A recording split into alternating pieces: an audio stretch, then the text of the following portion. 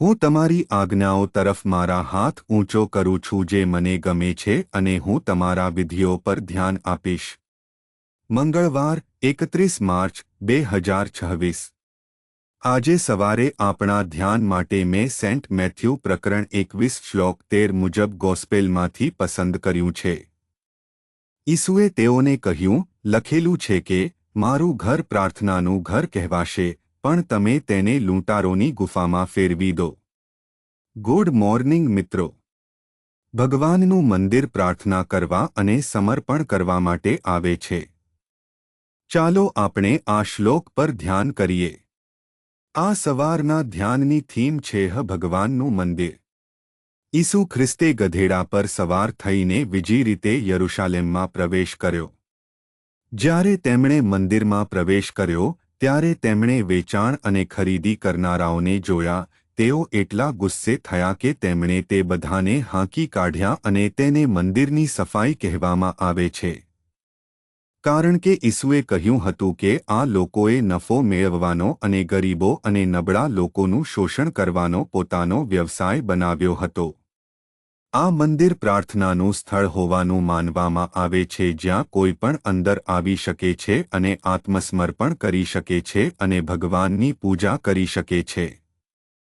તેના બદલે આ સ્થળ નફાનું સ્થળ, સ્થિતિનું સ્થળ, એક એવું સ્થળ બની ગયું હતું જ્યાં નબળા અને નબળા લોકોને ધમકી આપી શકાય અથવા સરળતાથી દમન કરી શકાય અથવા તેનો લાભ લઈ શકાય. ઈસુ હંમેશા લોકો માટે હતા. તેમનો આખો ઈરાદો અને જીવનનો હેતુ દુનિયામાં આવવાનો અને તેમને પસ્તાવો કરવામાં અને ભગવાન પાસે પાછા ફરવામાં અને ભગવાન સાથે સમાધાન કરવામાં મદદ કરવાનો હતો અને આ કરવા માટે ત્યાં આસપાસની કોઈ પણ પ્રવૃત્તિઓની જરૂર નહોતી.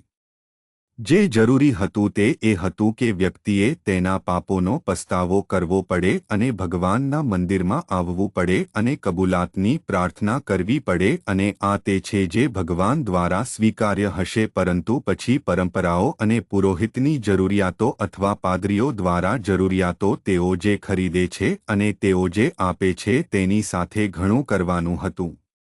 આ એક વ્યવસાય બની ગયો હતો અને જે લોકો નબળા અને નબળા છે, જો તેઓ જે ખરીદવા માંગતા હોય તે ખરીદી શકતા ન હોય તો તેમને સંપૂર્ણપણે અપમાનિત અને હેરાન કરવામાં આવતા હતા.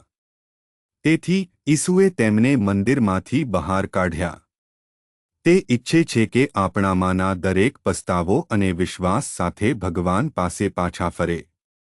પ્રાર્થના દયાળુ ભગવાન આપણા પવિત્ર પિતા પસ્તાવો અને વિશ્વાસમાં તમારી પાસે આવવા અમને મદદ કરે છે.